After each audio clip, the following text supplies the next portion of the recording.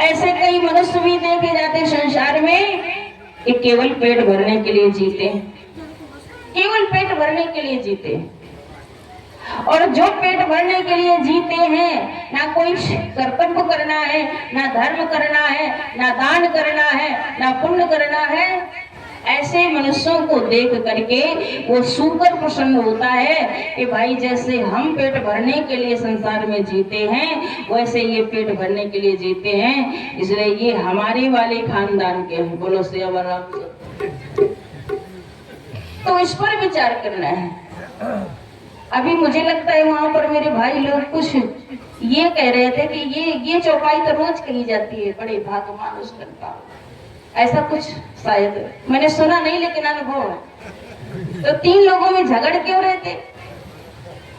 केवल लक्ष्य लिया जाता है, लक्ष्य तो लेना ही पड़ता है ना, पुराणों का, रामायण का, कुछ ना कुछ लक्ष्य, बिना लक्ष्य के आप बात ही नहीं कर पाएंगे।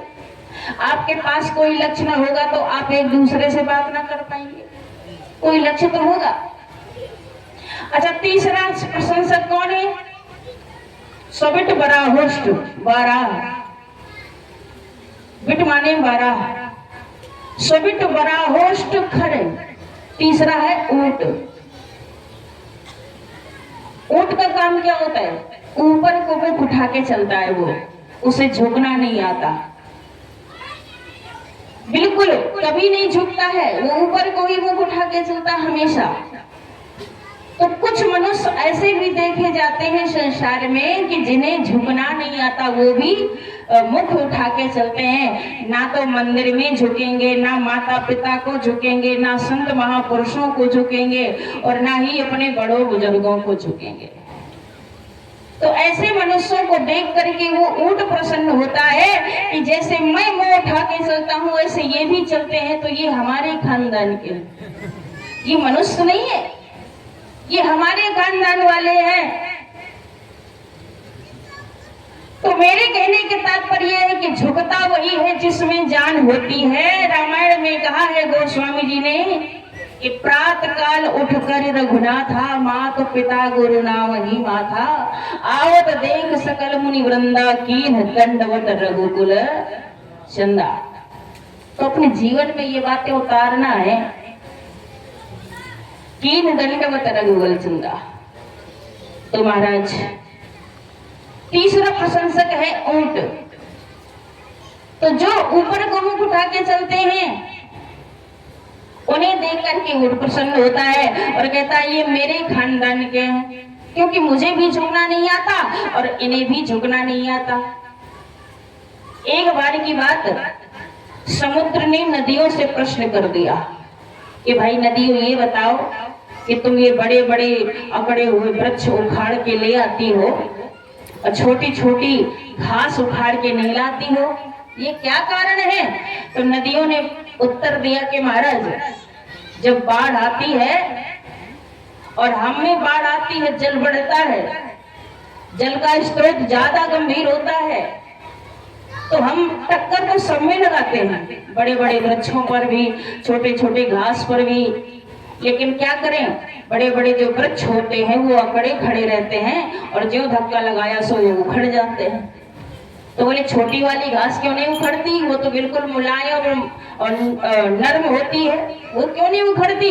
बोले उसी में तो ये कारण है कि वो मुलायम है, नर्म है, वो झुक जाती है, जैसे धक्का तो उसमें भी लगाते हैं लेकिन वो तुरंत जमीन से लेट जाती है, झुक जाती है, इसलिए हम उसे उखाड़ नहीं पाते हैं। तो जो झुकता है उसी में जान होती है और अकड़ना तो मुर्दे की पहचान होती है। यही तो रामायण में कहा है कि आवत देख सकल मुनि वृंदा, कीन दंडवत रघुकुल चंदा। तो लोग जो लोग झुकते नहीं हैं उनको देख करके ऊंट प्रसन्न होता है कि भाई हमारे खानदान वाले सियावर राम से। और चौथा, समिट बरा हुष्ट खरे संसुता पुरुषा पशु। खर माने गधा। गधा का काम क्या होता है? वो तो बोझा ढोता है, जीवन भर मालिक का बोझा ढोता है और बोझा ढोते ढोते वृद्धावस्था को प्राप्त हो जाता है, लेकिन मालिक ने कभी भी धन्यवाद नहीं दिया। कि भाई तूने मेरे लिए जीवन समर्पित कर दिया, और लास्ट में जब बोझा ढोने लायक नहीं रहता तो 4 डंडे मारकर ऊपर से निकाल देता है मालिक, अब जा तू काम के काबिल नहीं रहा। ऐसे कई मनुष्य भी होते हैं कि जो जीवन भर अपने जीवन को बोझा बना करके ढोते हैं। घर से गल्ला उठाया, अनाज खेतों में डाल दिया, खेतों से उठाया फिर घर में रख लिया, घर से उठाया फिर बाजार में डाल दिया, बाजार से उठाया रुपया पैसा सामान फिर घर में रख लिया। यानी ये जीवन भर ढोता रहता है। और कितना अपने बच्चों के लिए करता है, कितना अपने स्वजन संबंधियों के लिए करता है, वो सब बेकार जाता है। लेकिन कभी ये नहीं याद करता है कि परिवार के लिए बहुत कुछ किया, संसार के लिए बहुत कुछ किया, स्वजन संबंधियों के लिए बहुत कुछ किया, लेकिन कुछ अपने लिए भी किया। तो उत्तर मिला, किसी ने पूछा तेरा व्यापार कितना है, किसी ने पूछा तेरा घरबार कितना है, किसी ने पूछा कि तेरा मालो माल कितना है, लेकिन किसी ने ये नहीं पूछा कि तेरा प्रभु से प्यार कितना है। तो प्रभु से भी प्यार करते जाएं, जीवन को बोझा बना करके ना ढोएं। जो ऐसे मनुष्य होते हैं उनको देख करके वो गधा प्रसन्न होता है कि भाई जैसे मैं बोझा ढोता ढोता जीवन को बेकार कर दिया, सब समर्पित कर दिया, ऐसे ये भी इन्होंने भी कर दिया, तो मानव का जीवन पाने का क्या लाभ? कुछ नहीं। और यदि इतना ही किया तो गोस्वामी जी लिखते हैं, ऊकर सूकर करत हैं खान पान रस भोग, तुलसी व्रतान खोइए कीर्तन भजने,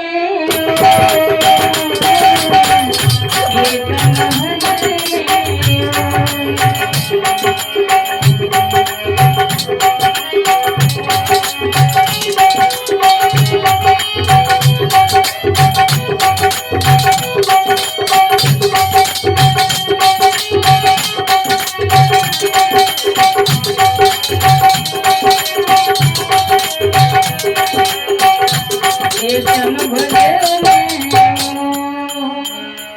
तो इतना तो कुत्ते और जानवर भी कर लेते हैं। इसलिए मनुष्य का जीवन पा करके अच्छे कार्य करते हुए अपने जीवन को सार्थक बनाना है सज्जनों।